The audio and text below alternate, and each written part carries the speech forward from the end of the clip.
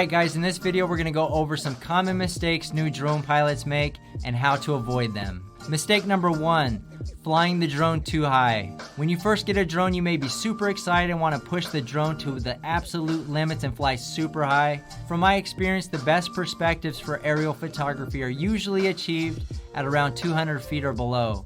So as fun as flying super high sounds, oftentimes it is not necessary and won't help showcase the best a property has to offer. Mistake number 2, not being aware of all obstacles. This mistake has been responsible for more down drones than anything else. I always recommend looking for the highest obstacle in the area, and when possible, fly at a higher altitude so that you aren't at risk at running into trees, bushes, power lines, or light posts. Trust me, your drone and wallet will thank you later for following this simple rule. Mistake number 3, flying your drone too long. It is not a good idea to fly your drone when your battery percentage is below 20%. There is a reason why your drone wants to fly home at around 25%. I recommend flying the drone home and swapping the battery out if the level gets to 25% on a shoot. I always recommend carrying 3 or 4 batteries with you when doing aerial shoots, just in case it takes longer than expected, which leads to my next mistake. Mistake number 4, not having enough batteries. I always recommend purchasing the Fly More combinations when ordering drones so that you have at least 3 batteries at any given time. This will also ensure that you're not stressed out at a shoot on the day that you have multiple aerial shoots on your schedule. The last thing you want to do is to schedule 3 aerial shoots and only have 1 battery to get through the day. In my opinion, this is a recipe for disaster, so plan ahead and carry at least 3 batteries with you. Mistake number 5, not being intentional when flying. One thing to remember is to be intentional when your drone is in the air. By intentional, I mean have a plan as to what you're going to accomplish and where you're going to fly your drone.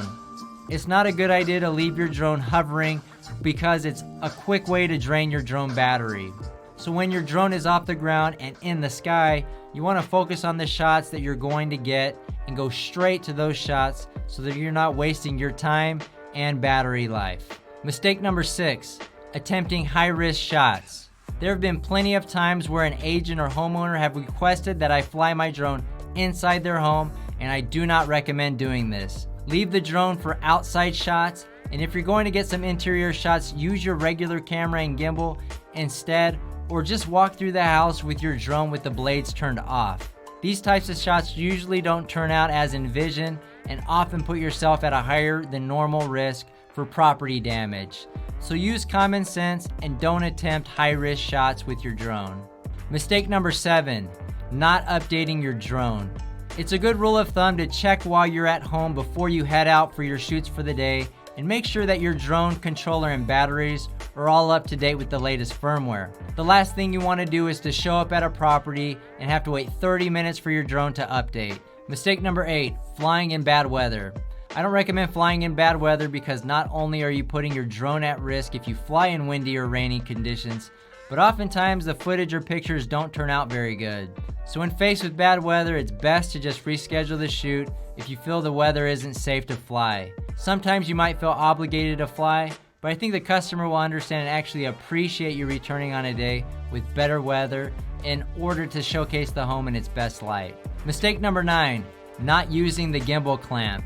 This one might not sound all that important, but there have been several times when our media specialists neglected to use the gimbal clamp, and then all of a sudden their drone camera gimbals are no longer operating properly. Using the gimbal clamps will help reduce your gimbal and camera shaking during transport and will extend the life of your equipment. I've had to swap out several camera and gimbal parts, and it takes a good 30 minutes once you know how to do it, and the camera and gimbals are pretty expensive, so it's best to use the gimbal clamps and save yourself time and money while extending the life of your equipment.